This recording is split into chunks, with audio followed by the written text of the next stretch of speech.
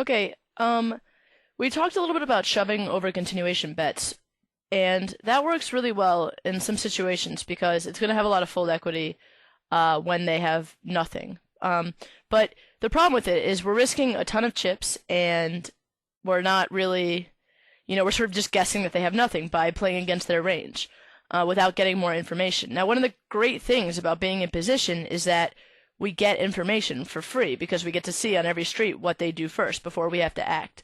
So the shoving over c-bets is one good move, but it's probably something to be used less often than the next tactic, which we'll use, which will either be floating or also bluff raising. We'll talk about a little bit as well, or just in general, just bluffing, small in the pots. But I want to talk right now briefly about floating, or not actually that briefly. You guys probably know what floating is, but in case you don't, it's when you call one street with the intention of bluffing a future street.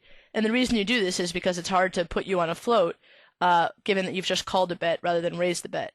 The pros of it are, as I said, it's more credible a lot of the time because, you're representing sort of a medium strength hand, like a pretty good hand, like a king 9-4 board or something like that.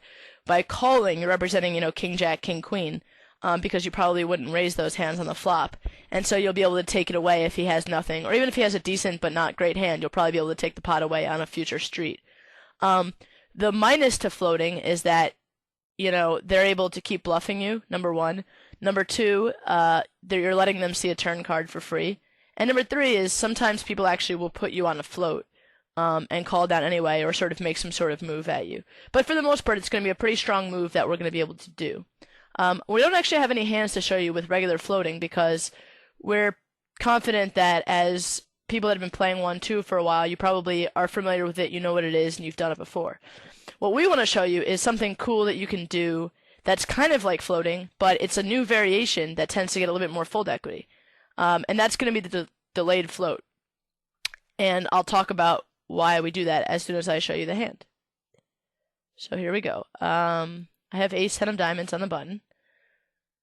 I'm going to raise the button, and I get repotted by Savsters, who I don't remember now, but I believe, I guess I don't have stats on him, but he's pretty aggressive. So he goes ahead and re-raises me, so I'm going to call. Ace 10 suited is a decent, flop for me. I guess I'm looking at a hand history here. Sorry about that. So I'm going to go ahead and call this bet. Eventually. And so basically what I'm going to do is he's going to make a continuation bet on the flop. And I have overcards and a flush draw. And this is actually one of the flops that, shoving is definitely one option. Like, it's not a horrible option. But you'll notice here, he actually only bet 22 into the flop, and there was, into the pot, and there was only, and there was about 40 something in there. So if he had bet a little bit more, like closer to the pot, I might have felt it like it was a good time to shove. Because it would have been about a pot size bet or a little less. I expect him to fold better aces and a lot of his nothing. And I have a lot of equity. I have, at least 3 outs, sometimes 6 against his made hands. I have a backdoor flush draw, great. But what I thought was, I was sort of confused by his bet, and I didn't really know if I had the best hand or not. So by calling here, what I'm doing is I'm floating. Now, normally, when you float, you would go ahead and bet the turn. But I find that in 3-bet pots, a lot of the time, what people are doing is they bet that, on the turn, they check no matter what they have a lot of the time. A lot of people will just go for the check raise. Like, if he has pocket kings here, he's going to check the turn because he thinks that I could be floating. And then once I bet, he's going to check raise me all in. Or maybe he even picked up a spade draw with, like, ace king of spades. I expect him to go and check raise all in. A lot of hands might check raise all in on this turn. So I don't really want to get, pushed off what could be the best hand right now if he's, like, queen jack of spades. But beyond that, I just, I want to use my position to my advantage. And the way I use my position is that by checking behind here, I actually see what he does on the river. Once again, it gives him another free card, which isn't great. But if he does have a hand like, ace king, then he's drawing to 5 outs, and I'm not that worried about it. Or if he has a hand like, yeah, exactly. If he has a hand like ace king, which is the hand that we're probably going to push him off of, or queen jack or something like that, he's only got like 5 outs or 6 outs, and we're not that worried about it. But we are worried about getting pushed off the best hand. But you'll find that people rarely, if ever, at 1-2 no limit, will it'll go check check, and if they have like ace king or something, very rarely will they bluff the river after the turn goes check check. So with that information in mind, knowing that very rarely if I check back the turn, is he going to bluff the river? Because, most of the time if I check back this turn, it's with a hand like pocket sevens, pocket eights. I'm going to check this turn back a lot. So given that I know he's not going to bluff very often, I feel pretty confident that, if I go ahead and bet the river, he's going to fold, a worse hand than me there. With ace 10, sometimes I could just check it down, but I'd rather get him off of better aces, which are a large part of his range. Something, to note is that I'm also going to play, if I have a hand like pocket eights, I might actually value bet this river just because, sometimes people will look you up pretty weak, or if I have like pocket tens, like I'll go ahead and value bet this river and expect to get looked up by a smaller pocket pair, or maybe he's got like 6-7 suited, something like that. So, I will make this value bet with real hands. And so given that, like it's a great spot to just bet. It's sort of a delayed float. He checked to me again on the river, so I know he probably doesn't have a very good hand. And then I can make a really small bet. It doesn't even have to be 52. It could just be, half pot. This is about 5/8 of the pot. It could just be half pot. And, he's going to go ahead and fold most of the time. So, it's a great way to, delayed floating is a great way to use position to get information about your hand, because his river action is what's going to determine whether or not he had a good hand on the turn. His turn action doesn't determine it, because on the turn, he's checking a lot of his range. But on the river, once he checks to us again, it's at that point that we know that we're able to take him off the hand for sure, and we can go ahead and bet and usually get him off the hand.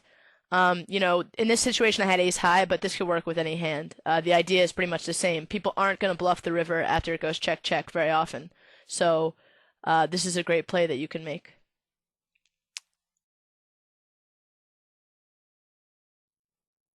Okay, here we've got another hand for you. Similar situation, delayed float. Once again, you'll notice betting the turn here is a completely viable option, but we can talk about why. It's the same. It's going to be the same concept. And let's take a look. So we've got 5/8 suited. We raise the button. We get repot from the small blind, and we choose to call to outplay him. Standard. And now he goes ahead and bets on an ace 9-9 rainbow board. Well, on this board, sure, it's possible that he could have an ace, but by calling here, we're basically, it's going to be really hard for him to put us on a hand that's not an ace. Now, if we did a regular float, if we bet the turn, in this situation, it's possible for him to put us on a float. He can, if he has like pocket jacks and decided to bet, he might say, well, this person's floating me, so he might actually check call the turn with pocket jacks or something like that. You never know. But if we check behind the turn and then bluff the river, first of all, we'll find out pretty easily if he has a hand, because he won't value bet us without an ace once we call this very dry ace-high board. He's not going to, value bet some worse hand, or he's not going to bluff because he's got to put us on a strong hand. So if he checks two streets to us, at that point, we just know that there's no way he has an ace, or an ace that's any good, and we're going to win this pot with a bet, I would say, most of the time. So let's see what happens here. There we go. And it's a jack on the turn. He checks. We check behind. He could have ace-queen. People play ace-queen similar way. Now he's got about a pot-sized bet left. The river's a queen. He checks to us again, so we bet. Notice the size of the bet. 66 into a pot of 130. Folks, that's half pot. It looks like we're taking him to Value Town. That's all it is. Like, it doesn't need to be big just because we have 8 high. We're representing ace 10. We're representing a weak ace. That's all we need to represent, because a weak ace beats almost every single hand in his range. So choose your bet sizes to represent specific, to accomplish your goals. But you don't need to bet based on your hand, which is 8 high. You bet based on your opponent's hand, which is not strong enough in this case to really almost ever call our bet. And so there we go. We take down the pot.